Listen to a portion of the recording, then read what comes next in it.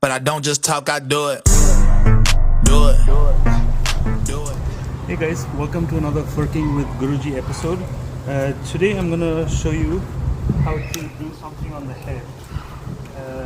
Yesterday when I was on set, a kid ran by and wanted to know why I was winding up the head. Does that make it work? Do I need to wind it every time before we shoot? I thought it was a pretty funny, cute question. So what that does is part of the balancing. So I'm going to show you how to balance a O'Connor 2575D, but the principle will work with mostly any fluid head on a professional Hollywood set or a film set anywhere in the world. We're using an O'Connor 2575D. What I'm going to show you how to balance. The first thing you're going to do when you get the head is you are going to zero out both the pan fluid, which makes it, this is the pan, and then the tilt fluid is down here. We're going to turn this until it gets, this number down here goes to 0. Okay, so that's 0 here. And so now this is loose and this is loose. Okay, so that's the 0. Now we'll look at this. This head wants to sort of do that. The first thing I'm going to do is I'm going to get this to try and sit neutral without going forward or back. So this would be too much in the back.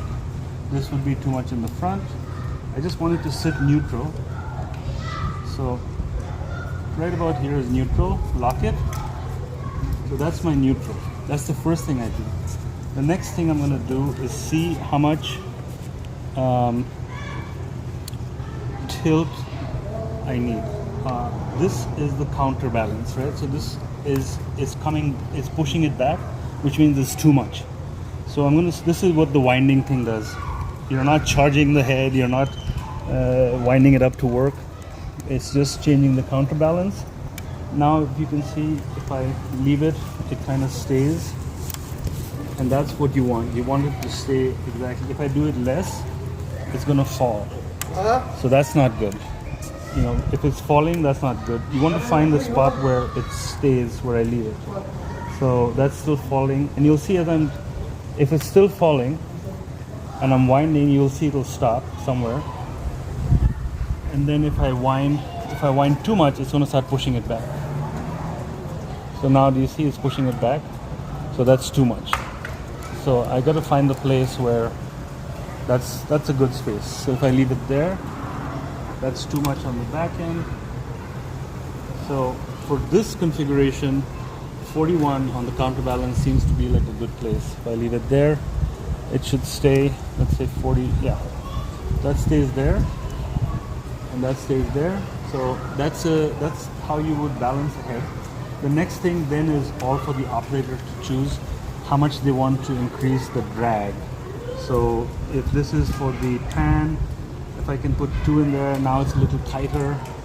And if I do a couple here, now it's a little bit harder to move the tilt and the pan. But these two are very operator specific preferences, how much tilt and pan drag they want on the lens. So let's really quickly just put another lens on, and then, because every time you change any configuration on this that affects the weight of it, the balance will change, right? If it's a bigger lens, now there's more weight in the front. If I put a bigger battery, there's more weight on the back. If I put a smaller battery, there's less weight. So when you do any major change, it's going to push the weight back or forth. So you got to rebalance the head again. So let's take a pause here, and we'll change the lens, and we'll do one more quick balance. Pause. Cool. Just grab you pause, right? Pause. Yeah, that's pause. Yeah, that's pause. Oh. Okay, so let's swap this lens out. This is a very light lens, this is the 14. I'm going to take this zoom lens here and hand it to Ahmed. Put this on here. I'm not going to put the supports and stuff because I'm not really building this, but if you see now, the moment I release this, it's going to want to fall, right? So obviously it's front heavy. So the first thing I'm going to do is move this back, trying to find the neutral spot. Now I'm almost at the end there, so I'm going to now move it from here. Okay. That looks like a That looks like a neutral spot, right? But if I leave it, it's gonna go too much because the drag is not enough. Not the drag, sorry, the counterbalance is not enough. This is a very light counterbalance. It's set up for that much smaller lens. So it's gonna want to fall forward or backwards depending on where I have it. So like I said, we're just gonna wind it until it stops falling. Probably be around 50. Okay, 46. And if I leave it here, it's still falling, so it's not balanced exactly. Now I'm going to fine tune the balance, get a little bit back here, see where it happens here. Get one more crank in, I think, and leave it. So it's staying there, and it's falling there.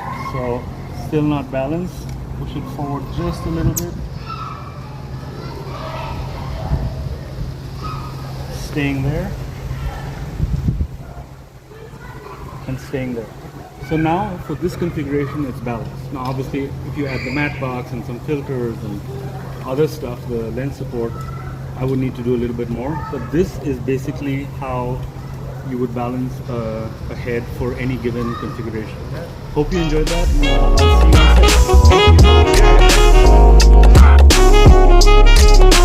set.